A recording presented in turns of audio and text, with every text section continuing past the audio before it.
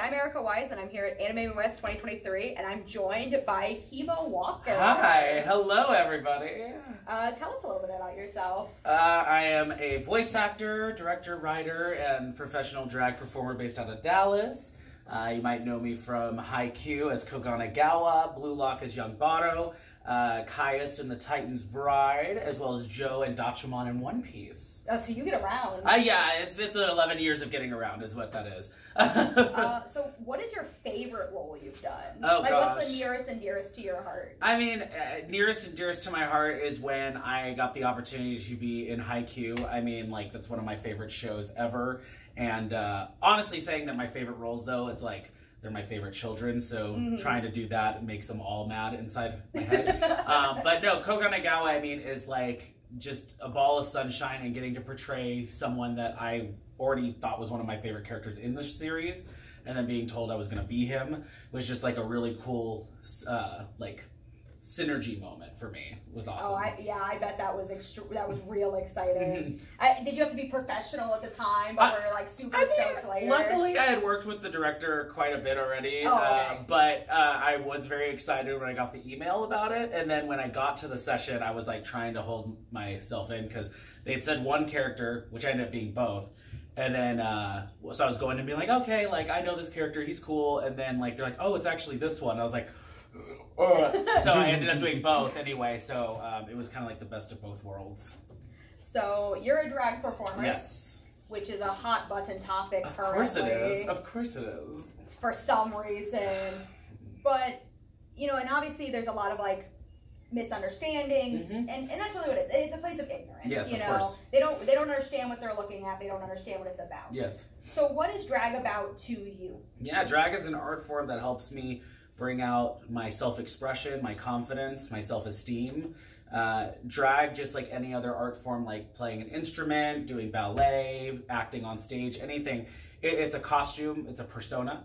And when we put it on, it allows us to play the part of a character we want to present. And I think people don't understand that, like, drag has such a more vast history than more recent things. Like, a lot of the things that we see in social media and on the, you know, on the news is performers being more like burlesque performers or risque, and they think that that's all it is. Yeah. And when drag does exist. It does exist, and it's a valid part of drag, you know, but it's not the whole of it. Right, and as professionals, just like drag, starting back in Greek times when, you know, that was literally what they did back in the day was drag, and even during Shakespeare times when they go on stage. Yeah, women weren't allowed to perform on stage. So the men had to play all the parts. And I think people forget that there is a history, and when we as drag performers are professionally performing, we know how to edit and we know how to make our performances valid for each audience we present. And any good performer should be able to do anyone, that. right? It's just like if you go and you're performing on stage in a theater and you're doing Rent, you're, you know, like the theater that's saying, hey,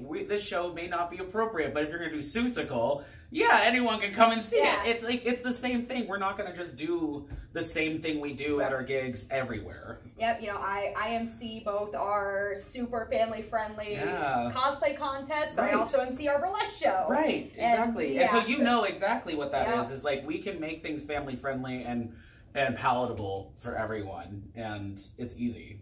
So you do your voice acting, you do drag. Do you do any other work or theater? Oh, I mean, I'm a stage actor. I do theater. I'm a choreographer. Last summer, I played, actually around this time last summer, I played Veronica, Sawyer, and Heathers, the musical. So I got to do that on stage for a theater company. Love that. It was so much fun. And then in the fall, we're going to be doing cabaret in Texas, and I'm playing the MC. So I do a lot of theater around town. I write, also adapt scripts for the dubs in anime. And I've directed anime before, directed theater. You're so busy. I literally, it's quite... Do you have time for, like, hobbies? I mean... Do you get to watch any of the anime you're in? So what's funny is I try to watch the anime I'm in, and then I stop because I'm like, no, I don't want to spoil it. Or I'm like, I already recorded past this, so I don't want to, like... I already know kind of what happens, you so some spoilers. Voiceover kind of ruined anime for me, but still watch some of the stuff. You know, people are always like, do what you love and you'll never work a day. And it's like, no, or does doing what you love kind of ruin it as a hobby? Right, exactly. I have to do it for work. Yep. Like, I just started playing Final Fantasy 16 and I'm like slowly trying to train myself to like sit down and play a game. It's just so hard. I 100% understand, you know, when because I have to cosplay for work and, you know, you want to cosplay the characters that you relate to and you like, but fans don't always want to see that. Exactly. So you kind of got to find that balance. Exactly. It's so true. Because I'm old and I like old anime, old obscure stuff that no one has seen in 20 years. Like, when everyone asks me on like a panel or a Q&A, like, what's your favorite anime? And I'm like, it's Fooly Cooly. And they're like, what is that? I'm like... okay. Mine is Shimonetta. Oh my gosh. Which is another one that most people are like, what is that? I was gonna say, oh my gosh, that is a good show. Love Shimonetta. Yeah, no, like I'll be like, oh yeah, like Mushishi and like all these other shows. Like there's like Seven Ghosts and like what Saga. is Excel Saga? They're like, I don't know what that is. We just had Jay Hickman. Yeah. But yep, that's a old wild one with Nabashin. Yeah. Which the kids nowadays will be like, I don't know who that is. I don't know who that is exactly. So where can people see you this weekend? What are you doing? I'm doing a lot of stuff. I brought Ready Player Drag, my premier convention drag show. I brought some entertainers from Dallas, Texas with me, and we're putting on a family-friendly, all-ages drag show. And what time is that? That is at 7 p.m. on the Medium stage on Saturday. And then tonight or Friday at 7, we're also doing a Learn to Drag panel, which is kind of what the question was about drag kind of in our current climate.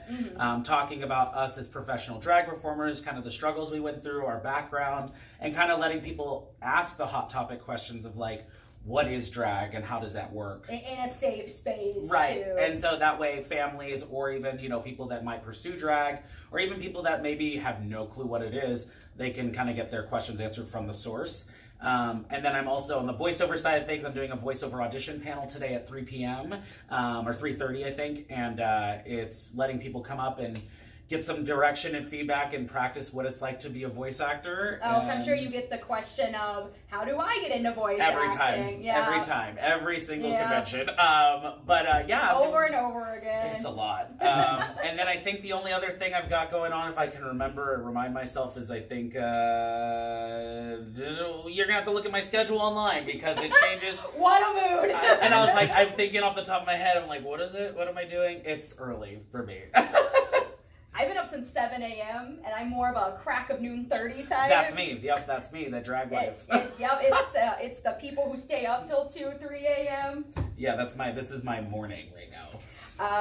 So is there anything last that you want to say before we wrap up the interview? I'm excited to be here. This is my third Anime Midwest. I am so excited to... It's such a good community. It is. They're so well behaved. They are. For it being a 15,000 person event. Well, they're really well behaved. And honestly, like, it's one of my favorite cons just because, like, the Chicago, like, Rosemont area, like, the Illinois, just the state, the community that comes to this show, everyone's super nice, and the people that I get to see every year, they're, like, super, like, what's up, what's new? You're regulars. Yeah, and I get updates on, like, their life, and it's really cool, and... That is so special. Yeah. Like, I look forward to that, too. And my other thing is, like, this was where we debuted Ready Player Drag, so it was, like, really cool to bring it back. Our feedback forms were very positive. And y'all, this show is just, like... What we're doing this time around is going to be so much fun, and y'all are so excited. I'll sneak peek. I brought my Ghostface number, so I get to do my Scream-inspired number, which is really fun. And then there's even people from, like, Tinkerbell. We got Fire Force. We got Belle, like the anime movie. So there's a lot of stuff to look forward to in this show. It's going to be great. Well, sounds great. So make sure that you come and join or see the completely all ages family-friendly drag show. That was tomorrow at 7. Yep. Okay, well, thank you so much for joining us. I hope you have a great weekend, and we'll see you later. Yes.